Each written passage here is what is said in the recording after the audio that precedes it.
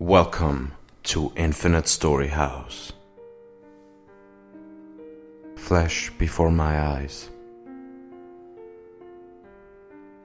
I'm terrified about introducing myself, but I feel I must for the sake of keeping both my story and my head straight. I'm Greg, and I've just had my 41st birthday. I was married to my beautiful wife, Karen, who had passed away of health complications just a few years ago. All I had left of her warm memory was my 17-year-old daughter, Amy, who has also passed on, but in a completely different and unnatural way. Her death still haunts me to this day. I'm sorry, I'm getting too far ahead of myself. In order to truly explain to you just how gruesome her death really was, I must start from the beginning. However, I wish I didn't have to tell you her story in this way. It was a Saturday about a year ago, as of this day, when the beginning of the end occurred. Yes, I mean to say it was my 40th birthday. It started off like any other day with a teenager usually would. Filled with drama and nasty attitudes. Amy, get out of bed. You need to start on that mound of laundry piling up outside of your room. It's been there for weeks, and the socks are reeking. As always, she let out that huffed groan followed by a snide reply. If it's really bothering you, why don't you do it yourself? I stormed up the stairs and met her at the door of her bedroom. Amy, I'm not having any of your rude remarks right now. It's too early in the morning for that. I don't care if it's not bothering you. This is my house and my rules apply. Get busy. She rolled her eyes at me and shut the door in my face. Fine, but don't plan on coming downstairs until you have finished picking up the clothes from out there. I continued on throughout the morning, working on reading over the edits for the newspaper I work for. I could hear the television in the other room. Figures. I set the edits aside to go tell my bull-headed daughter to go back to her room. When I walked into the living room, Amy held something bulky in her hands. It was an older model of a video camera. She stopped examining the camera and looked up to me with a face that had annoyance written all over it. You're not supposed to see this yet, she said. Why are you not working on your laundry? I asked. For your information, I was hooking up what is to be your birthday present to the television. She turned away and set the camera down. I was curious. Who gave you that? Tom found it in his basement when he and his dad were cleaning it out. I wanted to see what was on it. She began to press play. Okay, but after this is done, you march back up to your room, I said. This moment, this one moment, is one of two I'll never forget. I still can see it when I close my eyes. At first, the screen was black. I guessed that the camera was just too old and worn out to be played anymore. I was about to stop the whole thing when a small neighborhood popped up on the screen. The picture was in black and white and the movie was silent. A man began to walk across the sidewalk near a street corner in front of an old house.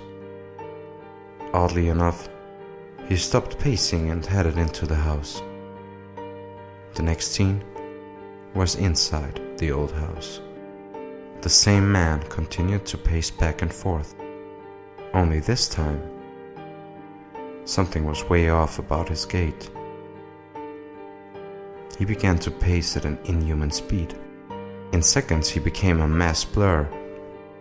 And then the motion turned into what seemed to be small movie frames flashing before us.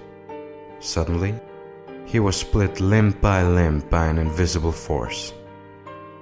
His head sat in the middle of the screen and began to speak. No, it didn't speak. It made an awful whine. The whine became fast and high-pitched, still flashing in single frames. Then, silence. The head seemed to freeze and fall over. The screen went black. Amy burst out laughing while I stared in disgust at the television. Wow, someone has too much free time on their hands. Must not have a life if they came up with this. She managed to bellow between gasps and giggles. I turned to her, my face tensing up. That was the sickest thing I've ever seen. Who made this? Was it Tom? Start giving me names. Now! I yelled at her. She looked hurt. What, now you're going to blame this on my friends? What proof do you have it was him? She yelled at me. It was his camera. What other kind of evidence do you need? It's obvious who did it. I shot back. It's nice to know you love to just pin anything on my friends. You don't even know them. I can't believe you.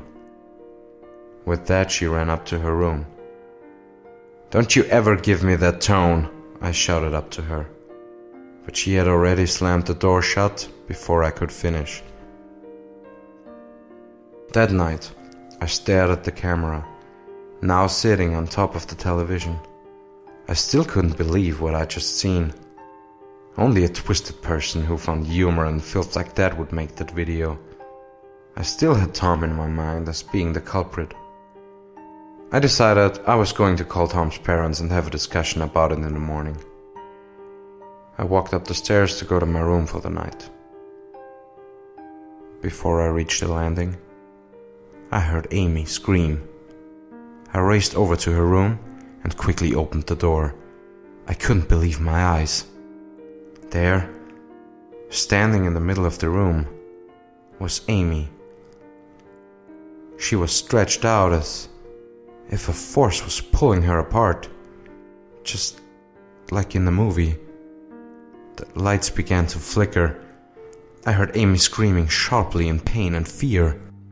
As I continued to watch the horror unfold, she began to move closer, but in a way similar to a freeze-frame movie and not that of reality. She floated closer and closer with each sharp flash. I slammed the door and backed away in dead silence just as she came a few feet away. I heard a loud thud. The thudding began to come from every direction in her room, the sound echoing through my mind each time. The thudding stopped. Amy?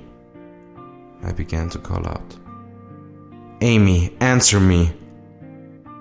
I busted down the door with one heave of my body and hastily looked around for her. What I saw made me puke. She laid in a tangled mess on the floor, covered in blood. Some of her flesh was ripped away from her arms and legs. She was even missing flesh from her face, leaving her raw jawbone exposed. Her eyes, her horrible eyes, they were bulging from the extreme force that every blow against the wall had inflicted. Her arms and legs were severely deformed. Her mouth hung wide open from the screams that were emitted from her, blood running down her chin and throat. I couldn't take the sight. I screamed and fled down the stairs, unable to come up with how the neighbors and police would fathom such a horrible truth. That camera, that cursed camera, that was the death of my baby girl. And in a sense, it was the death of me. A few days later, I came back with all the courage I could gather to remove my belongings from the house. I took the camera and packed it away in a box with other gadgets I don't use anymore. There was something eerie about it.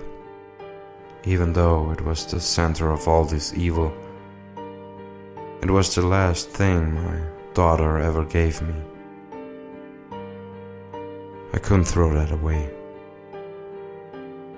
So here I am now, left to tell you my worst nightmare. Oh, I almost forgot. I took the camera out of the box earlier today out of curiosity. I hooked it up to my computer to watch the movie one last time before I went to make a decision on where its final location would be. I hit play, expecting to see the quartered man. However, when the movie began, I turned away in terror. This time, it was Amy's freeze-frame murder.